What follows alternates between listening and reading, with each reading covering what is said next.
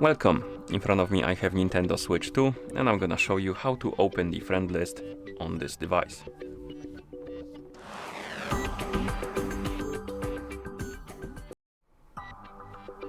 So first thing we need to do is to open the profile page.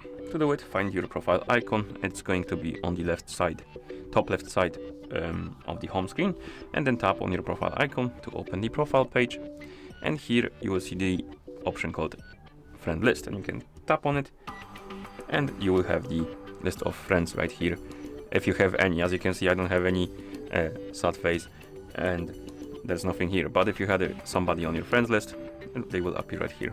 And once you're done, you can of course press the home button to go back to home screen. And that's how you open the friend list on this console. Thank you for watching. If you found this video helpful, please consider subscribing to our channel and leaving the like on the video.